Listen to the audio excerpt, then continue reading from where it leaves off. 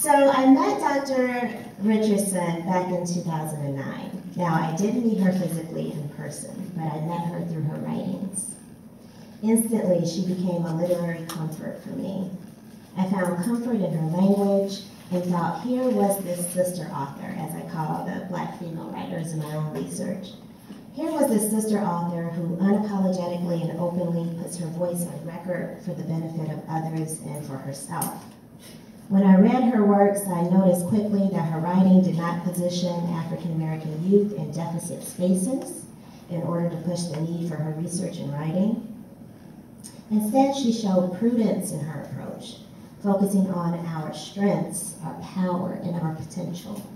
This was something that I longed to see as a new doctoral student at the time.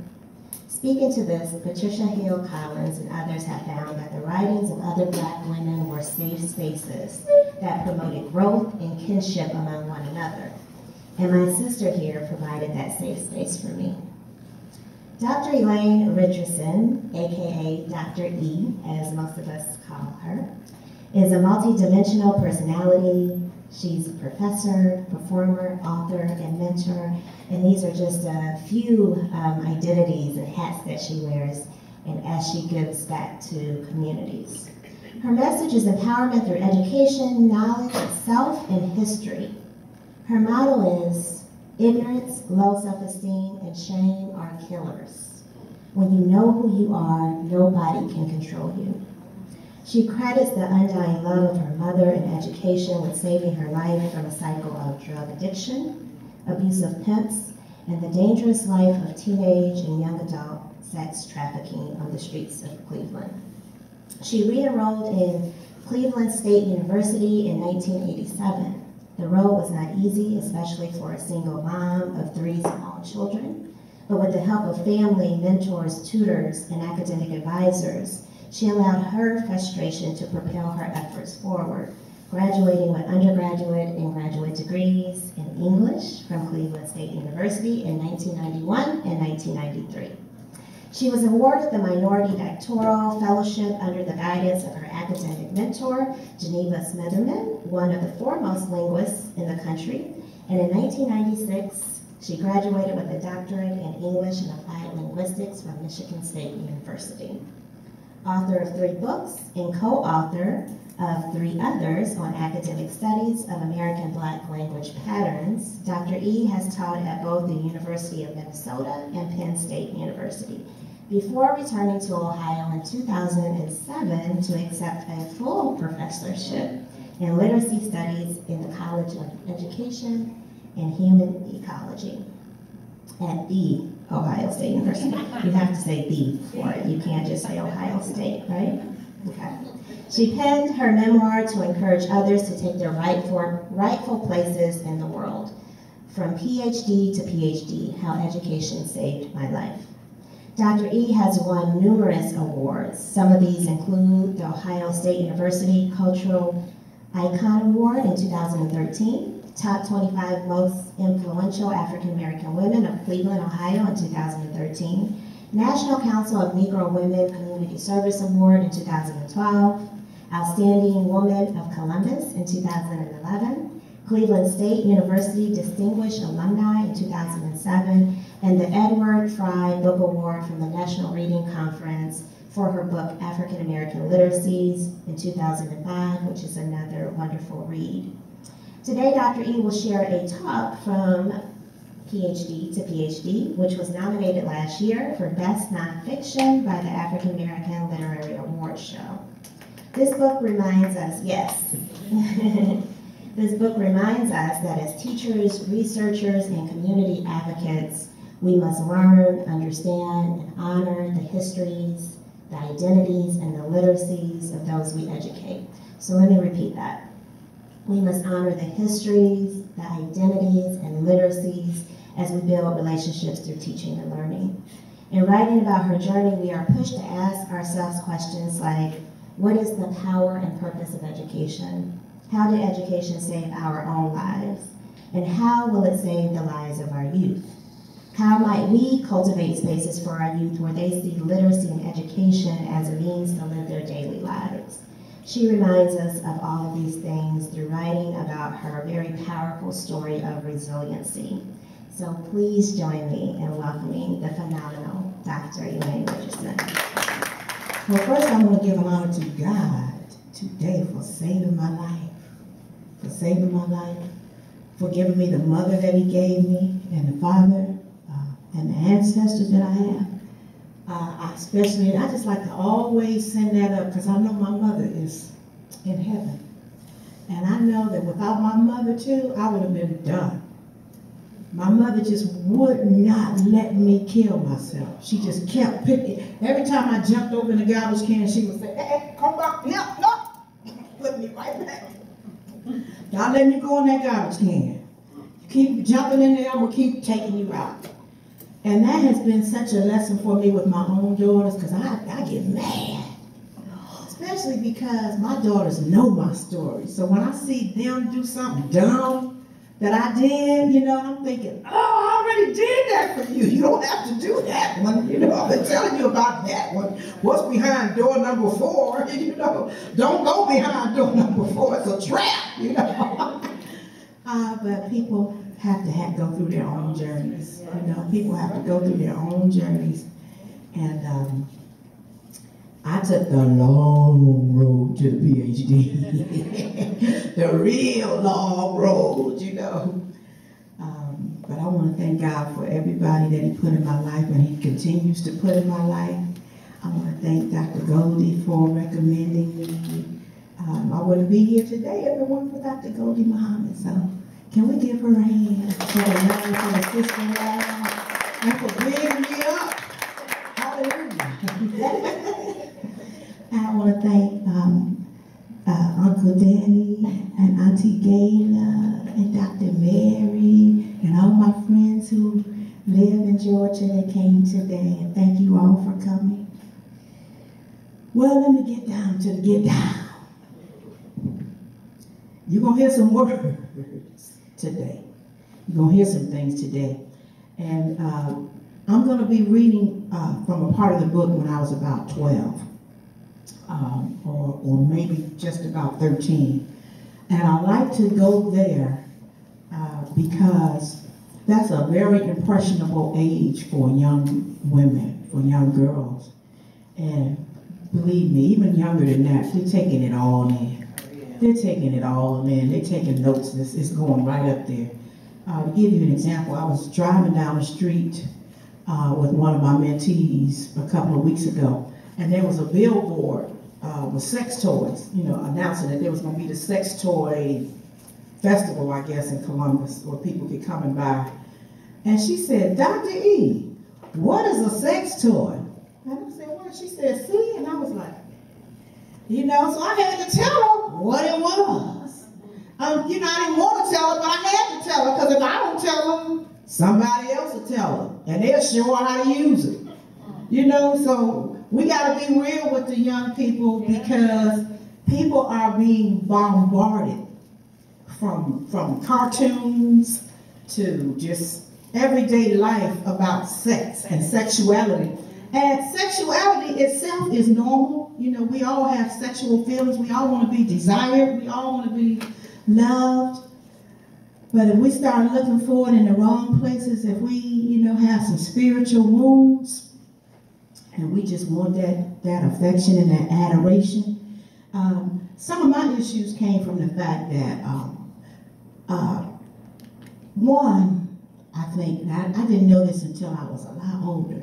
My parents had one fight, and I might have been 6, somewhere around in there. My parents had this fight, and that traumatized me. I didn't realize it, though, until I was, you know, a lot older and reflecting back on my life. But my parents had one fight, and it crushed me. It really crushed me. So that was one thing, seeing that. And after that fight, my parents never slept together again. And they kind of just had like a business husband and wife relationship. My mom and I began to share a bedroom together, and my dad had his own room, and my brother had his own room. And that was a point of I guess, shame for me. I think that was a point of shame for me. I didn't know it was shame, but I always wondered, why isn't my family like the people on TV? You know, I always use the media as a way of gauging myself. And young people do that, you know, and nobody talks to us about those things when we're that age. And so, you know, that was one chink in my armor, thinking that something was wrong with my family. Another thing that was a point of shame for me was that my mother was a Jamaican, and nobody, see, back then being Jamaican was not, you know, people hadn't heard of Jamaicans. And so my mother was just weird to people. And our speech was weird. So, you know, like words I would say, I didn't even realize that I was pronouncing some words with Jamaican, you know, sounds. So like, instead of saying eight, the Jamaican pronunciation is it. You know, you know, I have an it. And people point that out to you, but they don't say, oh, you have a Jamaican accent. They say, why you talk funny? It's not it, it's eight. You know, and believe it or not, all those things are microaggressions to your spirit when people correct your speech. Even if they're doing it out of love, it's still, if you're not given the context of why what I'm saying, I shouldn't be saying it here, it's a wound to your spirit. And my friends used to always ask me, why your mama talk funny? Why y'all fools smell funny? Your mama from Puerto Rico? And so that was, you know, I felt like I was always, you know, just trying to fit in with people. Because everybody's parents that I grew up with were from the South, Georgia, Tennessee, you know, Mississippi. Most of my friends were of Southern heritage. And then the biggie for me was being raped at 13. I think I was 12 and a half, really. But that was the biggie, trying to fit in with girls in my neighborhood that knew more than I did, and just trying to be friends with people, being a people pleaser and trying to fit in, caused me to go in a bedroom with a 19-year-old boy because I had no self-esteem. I was chubby, I had acne, I had short nappy hair, and I just wanted to be desired. So I'm gonna start. Wow.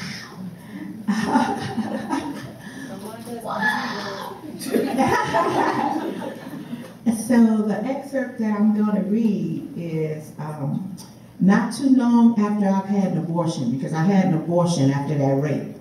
I begged my mother to please let me get an abortion. I can't have a baby, Ma, you know. And my mother was so just, you know, determined to give me the American dream. It was like, you know, she let me get this abortion. And I never got any counseling for it or anything. And that was a big point of, I guess, not forgiving myself, not understanding, but I did feel guilty about having this abortion, and that bothered me all through my life, knowing that I killed somebody. But I didn't know it then. You know, I just knew that something was wrong with me, something is wrong with my family, and I want to be liked. I want to be normal like other people. Okay, so this segment that I'm going to read is when I meet my first boyfriend. I've been with him a little while now, and we have had sex. And I have just had an abortion maybe 6 months earlier. So this is this first boyfriend that I have is a pimp, but I don't know he's a pimp. Damn, girl, you sure is a woman down there. Your last man must have had a law. I had an abortion. I told you I was almost 5 months pregnant. I only did it once before. Girl, please, you think I was born yesterday? For him to be so worldly, he didn't understand anything that I had been through. I never got a chance to be honored as a virgin. Or maybe I just didn't honor myself. I should have never hung out with girls who knew more than I did. I should have never gone into a room with a boy that was 19 years old. I guess going into a room with a boy that was 19 years old means that you want to be fucked. But I didn't know that. I had had an abortion in the second trimester. The baby I would have had was developed. Whatever the size of my vagina, it was that way because I had had a dead baby. All he talked about was how huge I was down there. From that day on, one of his nicknames for me was Big Stuff. At Central Junior High School, I wasn't big stuff or sexy. I was Elaine, the girl whose mother was a cleaning lady for the school and whose mother made friends with all her teachers and always checked up on her. My French teacher was Mrs. Roberson. Je m'appelle Elaine. I had Miss Wade for social studies. I liked learning about the states, geography, learning to read maps of the globe. In home ec, Miss Hines taught us how to follow recipes, bake cookies and cakes. We learned how to make pancakes and pasta. We also learned how to stitch by hand and sew on a sewing machine, how to cut out patterns. Every girl had to make an A-line skirt, and some made whole outfits. For algebra, I had Mr. Margolis. My most favorite classes were orchestra and music. I had Miss Dobbins and Miss Myers. We had spring concerts where the orchestra and the choir would perform, allowing us a chance to show off our musical achievement. I played violin and sang in the choir. I was also on the junior varsity cheerleading squad. At this point, my double lives were still under control. Elaine, the schoolgirl, and Big Stuff, a down-ass chick in the making. Since I had to be in the house early, I still didn't know a whole lot about what Andrew did late nights. I knew he hustled, but I didn't exactly know what hustling meant. One day I was over his house and this chick came over. She knocked and knocked and banged and knocked, and he wouldn't answer the door. She began yelling and cussing. Nigga, come out here and talk to me. I know you got a bitch up in there with you. He says to me, look, it's that bitch out there. She a chick to give me money. I gotta go talk to her. Don't come out of this room here.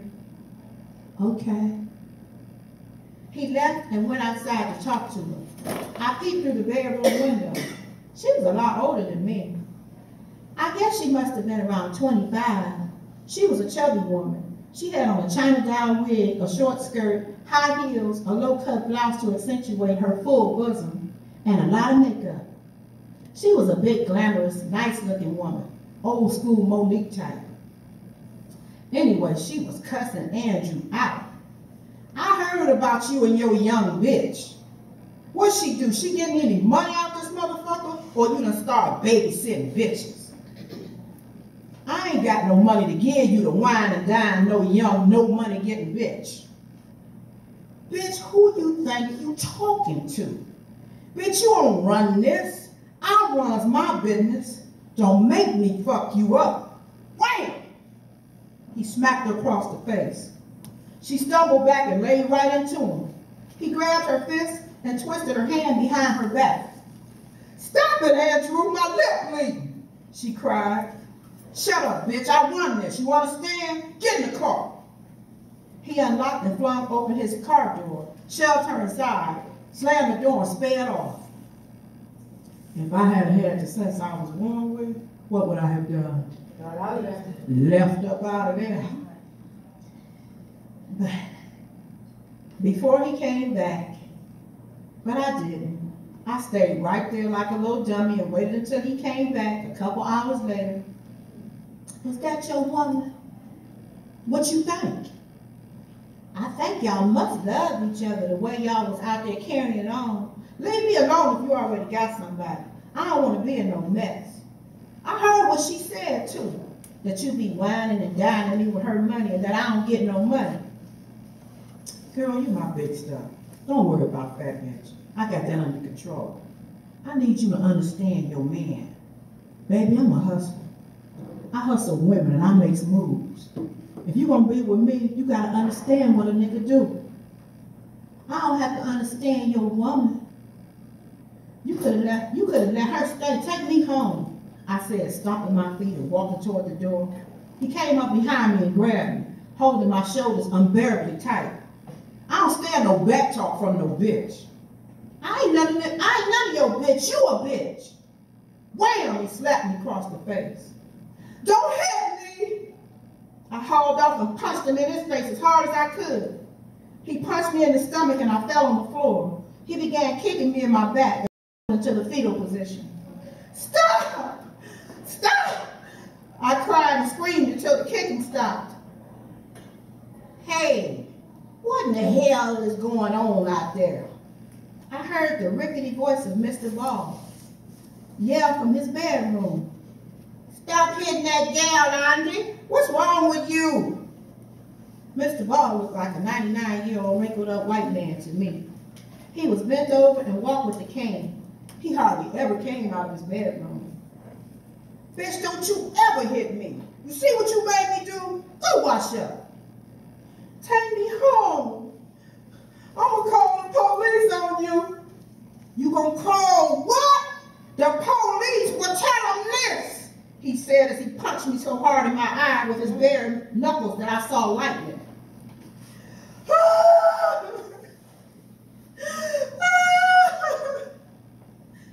I cried, and I ran into the bathroom to wash up. I locked the bathroom door and looked into the mirror at my face. I didn't know who I was. My face was all distorted. My lip was swollen and I had a huge black eye with blood in it. It was nearly completely closed. I hated myself.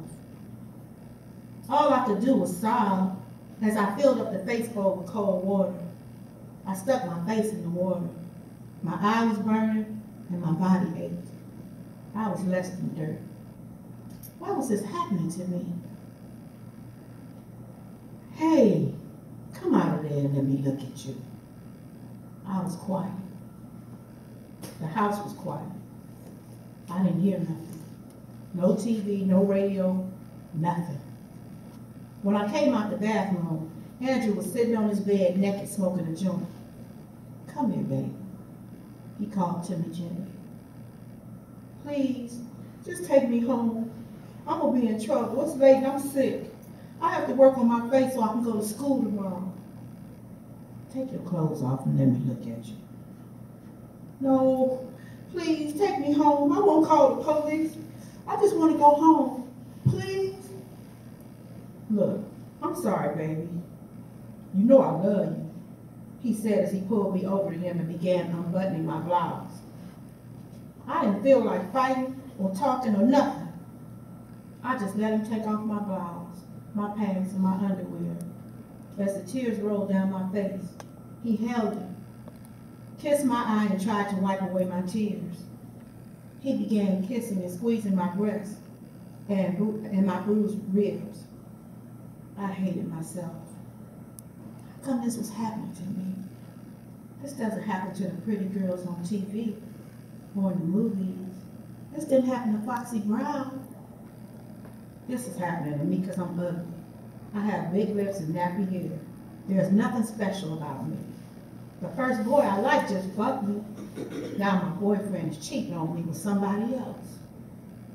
Nobody really loves me. I hate my parents for being lames. How come they didn't make me pretty like the other girls in the magazines and on TV, like the light-skinned girls with long hair? How come boys don't worship and adore me? How come we live on East 68th Street anyway? The real families on TV don't live in a roach and rat raggedy house. This is what I deserve for being nothing. Well, Andrew does like me, just the way I am. I thought, he even loves me. Now he's gonna marry me. I loved him. It's me and him against the world. I'm his bottom woman. I don't care that he has this older chick giving him money. All these thoughts ran through my brain as he caressed and kissed my broken body. I promise I won't hit you again. You hear? I couldn't talk. My mouth, my body, my brain, everything hurt. I couldn't even feel his kisses. I was numb. Now who was this high anyway?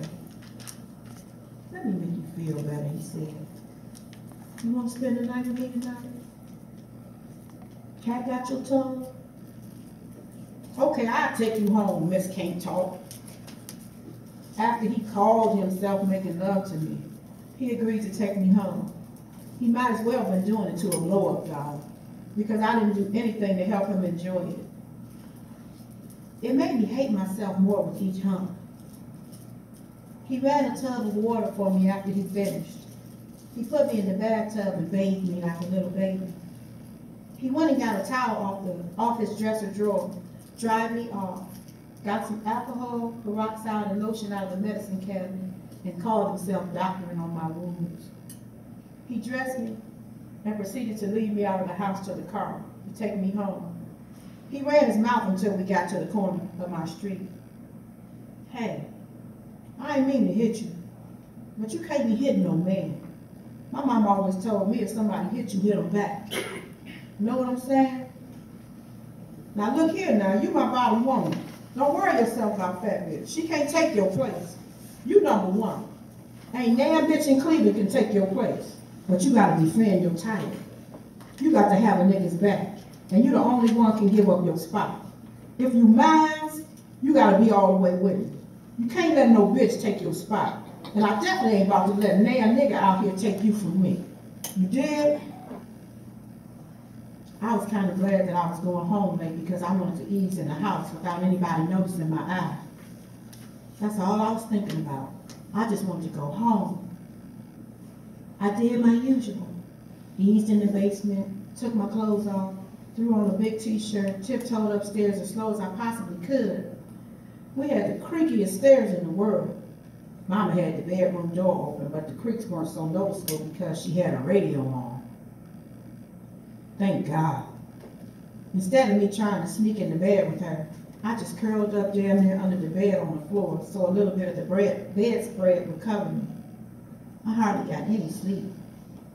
I catnapped all night until daybreak.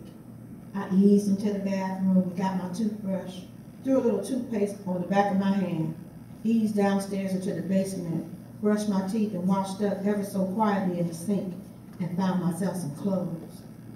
I was so worried. How was I going to make it through the day with my face looking like it did? Shit, I need some shades. I just called Josephine.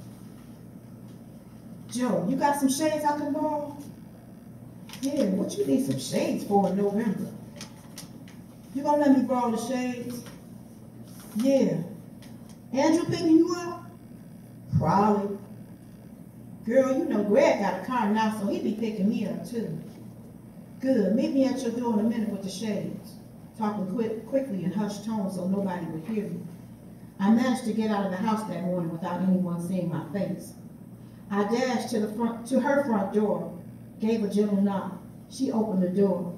I had my face turned to the side so she couldn't see my eye. Come on in. No, I'm in a hurry. Hand me the shades. Okay, hold on. She came back and stepped out on the porch with the shades in her backpack. Here. As I slipped on the shades, she saw my eye. God damn, that nigga jumped on you? It's all right. Girl, you gonna see him again? You letting him take you to school? He probably out there on the corner. Don't go out there. It's all right, I gotta go. I'll see you at school. Thanks. He was parked at the corner of my street, just like clockwork to take me to school. No hugs or kisses. I sat close to the door with my lip poked out. Hey, big stuff. I didn't say a word. Tonight I'm gonna show you how I work. I'm gonna pick you up later. Be ready to roll here. I still ain't say nothing. Give me a kiss. I got out the car. No kiss, no words. I just got out the car and slammed the door. School was starting to get in the way of my life. It's hard being an 8th grader and a bottom woman. Looking at the blackboard is difficult through a black eye and sunglasses. I was an excellent student in social studies, but I couldn't concentrate on questions such as, what is citizenship? And I didn't feel like participating in discussion or reading or nothing. My assigned seat was in the front of the class, so it was very easy for Mrs. Wade to notice me. What is citizenship, Elaine? I began leafing through my doodle-filled notes. Andrew loves Elaine. Elaine loves Andrew. I finally ran across something that made sense. It's when you are a good participant in society. Okay, what is a good participant in society, Elaine? Please take off those sunshades in this class. I looked down at my notes and slid the shades off my face. Stop leafing through your notes and use your brain. When you follow the rules of society, I muttered, staring down at my notebook. Okay, please remain after class when the bell rings. I'd like to speak to you. Oh, Lord, she saw it. If she didn't, she will now. My classmate Linda sitting next to me saw it and flinched. That was a dead giveaway. Okay, I'll just say I hit my face against the dresser. I stared at my notebook until class was finished. She didn't ask me anything else until after class. Ring! I slid my shades back on as soon as I heard the bell. What's with the shades, Miss Elaine Richardson?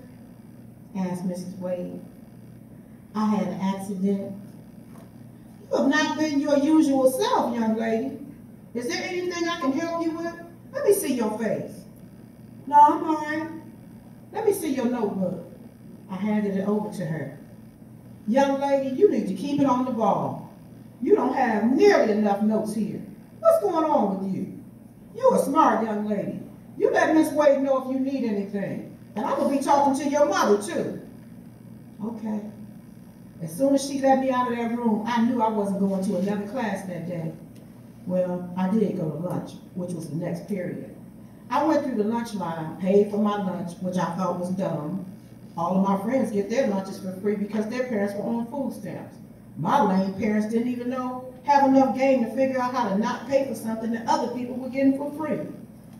I spotted one of my best school friends, Linda, and I sat next to her and her girl, Cookie. What's up, girl? Asked Linda. Not about to go up out of here after lunch. Today is just a bad day. Why you got on them shades? Oh, I had an accident. I heard you were going with an older guy. Who told you that? Let's just put it like this. Word gets around. Tell people to keep my name out their mouth. Hey, if anybody asks about me, you ain't seen me, I'm gone. Suppose your mother come up in here asking me. She ain't got no reason to come looking for me, I'm signed in. I'm just not going to no more classes for the day, I'm gone. Girl, you're gonna get your ass sent up to the detention center. People always talked about the detention center. Blossom Hill, Scioto Village, juvenile home. I was too slick to get sent up. That was for dummies. No, I'm cool. I'm gonna see y'all tomorrow. I just had to get out of there. I knew Mama worked there and that she might check up on me, but I just felt like the whole world knew about my eye. I eased out of one of the side doors of Central Junior High School, jumped through an open hole in the wire fence, and ran down 43rd Street across Central Avenue. Through the Outwake Project until I got to East 55th. Then I walked until I got over to the King Kennedy Projects. When I got there, I went over Greg's house. I couldn't go over Miss Ball's. I didn't want her to see my face. I knew Greg's place was cool. No adult supervision. Even if his mom was home, she never came out of her room. Sure enough, when I got to Greg's, Josephine was there. I wanted to ask her anyway. How Linda and them knew about Andrew and me. Joe, you don't be going around telling people about me and Andrew, do you? No, girl, why you say that? Because you're the only one to know all my business that go to Central. Girl, I'm your best friend. You know I ain't told nobody nothing about you. Cool. I need to stay over here till school over. Can I get a ride to 68? Yeah, girl. I basically stayed in the bathroom washing my face with cold water, using alcohol, peroxide, anything I could find in Greg's mother's bathroom to doctor on myself until it was time to go home. Usually when I got home, Mama was already gone to work, but this particular day, Mama was still home. She was sitting right there by the door. As soon as I opened it, she asked, "You went to school today?" Yes, Mama. What you learn? We learn stuff about citizenship and society. Not answer the questions right in Miss Wade's class. That's about all I could truthfully say. Before I started making up a bunch of lies about algebra, English, and science. The next thing I know, Mama snatched the shades off my face and gave me one good lick across my arm. Oh, mercy, God, what happened to you? Nothing, Mom, I failed. You think I'm a damn fool? Who you running with? You want to get your fool ass killed, eh? No, Mama. Your ass is on punishment. Miss Wade called here today. You're not doing your lesson them good, and you cut class today. Get yourself upstairs. Me I go have your ass put in juvenile home. You think you can rip and run it in and out of this house and run the streets while me and your father work to get you a roof over your damn head and a better life?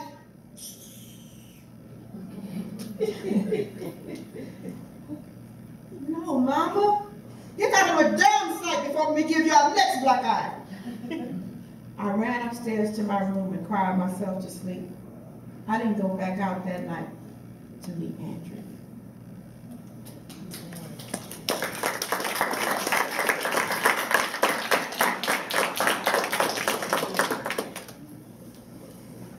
So, as you know, after that, I proceeded to learn how to be his right-hand girl. The older woman that worked for him, every time she would get a customer, we would break in their cars. So I would watch his back while he broke in their cars. That's kind of like how, I got introduced to the street life. And eventually, well, everything he did, I was back there to watch his back.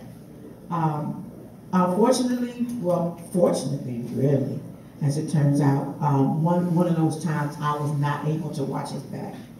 And he got busted. And that is when he asked the older woman that he went with to show me how to work the block, to get money to pay for a lawyer for him to get out of jail. And she, turned me out to how to turn tricks. And eventually it got a little bit overbearing for me, like trying to juggle school and turning tricks at night with her. And eventually I started ducking her because she would, call me and tell me where to meet her, and then we would work the streets. And eventually I stopped. My mother had got me a big sister. She was at her wit's end. She had me put in juvenile, but nothing could keep me from, doing whatever Andrew told me to do. Because I felt like, he's going to be my husband. That was my narrative in my mind. He's going to be my husband. I'm going to be with him regardless. He's going to be my husband. Excuse me. But eventually he got out on bond. He did get enough money to get out on bail. And he caught me and beat me because I wasn't out there, and he couldn't catch up with me anymore.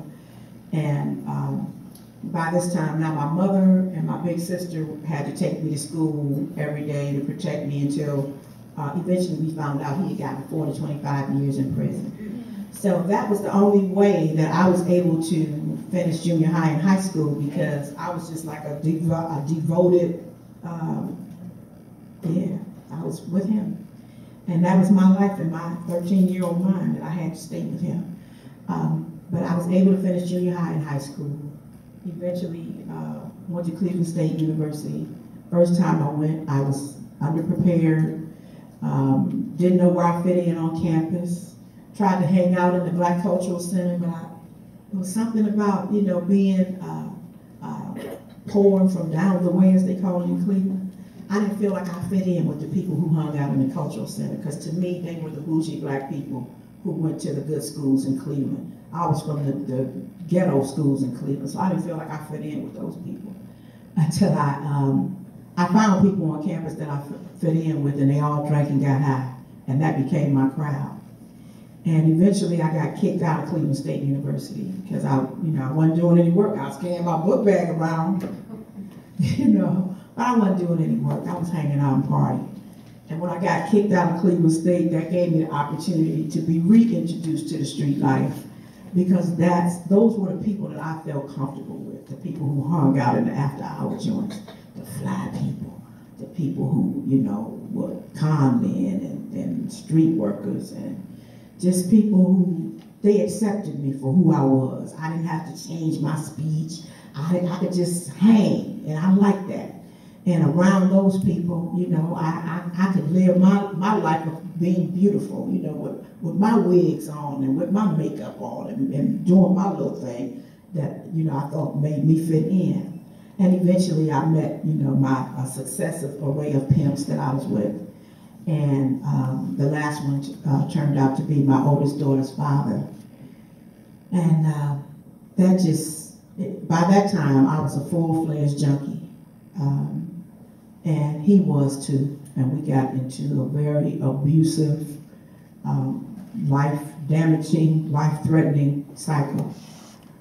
And I had, like I said, I had a baby by him. And that didn't change anything. I kept thinking, oh, you know, this will make him be with me and we can get out of this life if I have a baby by him. You know, dumb decisions that young girls make. I'll have a baby by him and that will change everything. It's a magic wand. I'll have a baby by him. But that didn't change anything, and he still wanted me to work. And eventually, I got pregnant again. The second time I got pregnant, I didn't know who I was pregnant by.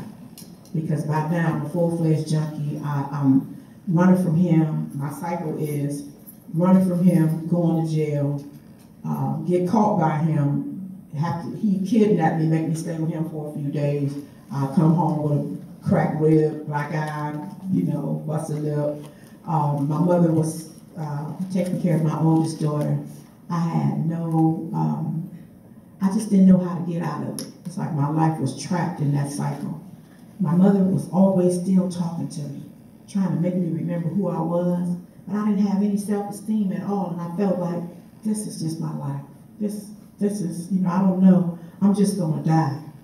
And in that cycle, I got pregnant again, and I didn't know who I was pregnant by. And I had been in this program called Project Second Chance for sexually exploited women and girls, but I never did what the people told me to do, which was stop getting high, stop turning tricks, you know, everything they told me to stop doing, it was like, well, I can't stop doing that.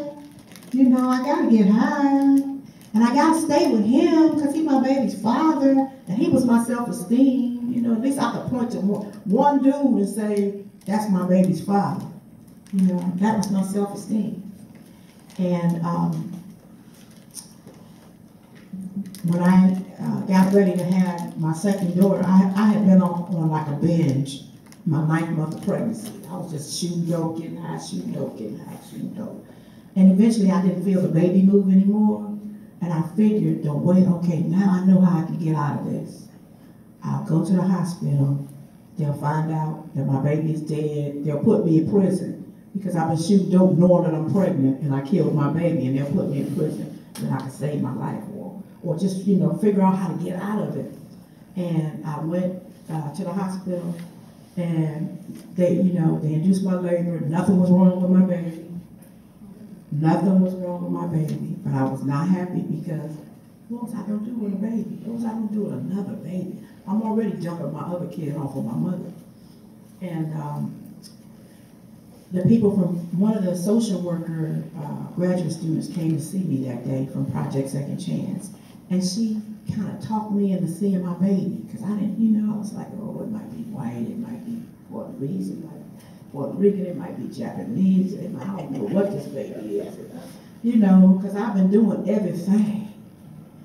And she talked me into seeing my baby, and she looked just like me, and nothing was wrong with her, and I was like, oh my God, you know, but I still wasn't happy because I didn't know what I was going to do, and I was scared. And this little young white girl just held my hand and it was like God used her to give me some hope. And I still really didn't have any hope in myself, but she was like, you know, we'll help you. You got your mother, and we'll help you with Project Second Chance, and just stick with us. And, you know, you got to go to your AA meetings and go to parent classes. You know, he gave me all these things that I needed to do. And at this point, I was too scared to not do what they told me to do. I didn't know if it would work or not. but I was just too scared to not do it. And eventually, one day at a time, I went back to school when my baby was 6 months old, and I was just determined to stay there because I knew if I went back on the streets, I knew what was going to happen. If I shot dope, I knew what was going to happen. And I had dreams all the time that I could see myself with a needle in my arm. I could see, what would happen to me if I did. And I met somebody at one of the first AA meetings that I went to that I used to buy dope from. And it was a young lady that I didn't even really know she looked like that, because when I bought dope from her, she looked like it's pretty much like a dude. She used to, wear scully. Her hair was matted, and she was out there with the dudes, so I never knew what she looked like. That was how she looked to me. But she was up there talking, and from what she was saying at the AA meeting, I knew this was the girl I used to buy dope from. I was like, that kind of looked like her. But she looked like Elaine Whitfield now, but she didn't look like Elaine Whitfield. And anyway, I went up to her at the end of her talk, and it was her. And I started rolling with her, and it was like, God gave me this street girl that I could vibe with, that could show me, you could still be cool. Just don't get high. You could still be cool. And, she always had her son with her at the meetings. And, she just helped me so much, because it was like the street girl sisterhood. And she was somebody who, I could trust what she told me about staying sober. And it was just, one thing after another. God just kept putting people in my life until I met Geneva Smith, basically, just to put it in a nutshell. God just kept putting people in my life until I met Geneva Smith, and she gave a talk, Black History Month at Cleveland State. By this time, I had become one of the top tutors at Cleveland State. I got into linguistics because they were always dogging my papers and dogging my language in my papers. And eventually a professor told me, you need to read this book called Talking and Testifying, The Language of Black America by Geneva Smith. And I read that book, and it was like, damn, you mean to tell me we ain't ignorant, stupid, and dumb like they said we was? Because my language was always a point of shame for me. My mother's language, people, you are taught that your language is nothing, and that's you. Your language is your identity, it's your culture, it's your history, it's your mom, it's your daddy. So when I found this stuff out from reading Geneva Smith, I read everything I could find with her name on it. And eventually, like I said, she came to Cleveland State and gave a talk. And at the end of her talk, nobody had any questions for her, because it was too real, I guess, for them. Because she started her talk with, be who you is. Be who you is. And I was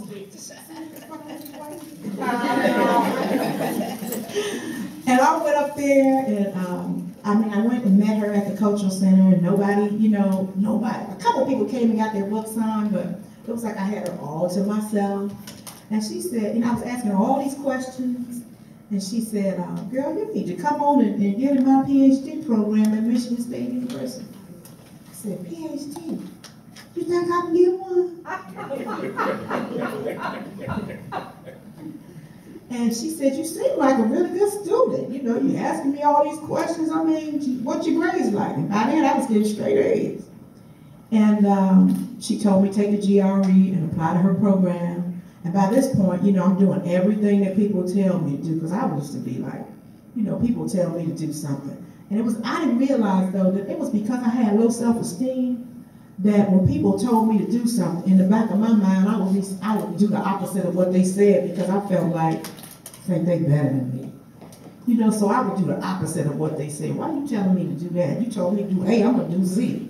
But by this time, somebody tell me to do A, I'm going to do A plus. And so she told me to, take the GRE, apply to her program. I got a full ride scholarship to Minority Competitive Doctoral Fellowship. It's the Affirmative Action Fellowship at Michigan State University. And she told me, she said, you can get in on affirmative action, but you can't get out on it. And that was just how Geneva Smith was. She was like, she had that mama style of mentoring, And she would tell me things, and at first, you know, I still had a little bit of that old Elaine big stuff in my head, you know. She would tell me to do something, and I would say, I got 3 kids. Who she thinks she's talking to? But then the Holy Spirit would tell me, shut up, fool. This lady's trying to give you a life. You know, so I just did what she told me to do, and I was glad to be there. And, you know, she trained me. She showed me how to be a black woman of integrity. And I still judge people off of Geneva Smith. Because when I was her TA and her research assistant, she would be busy. This was way before she's kind of, you know, she's older now. Plus she had some kind of neurological thing that attacked her.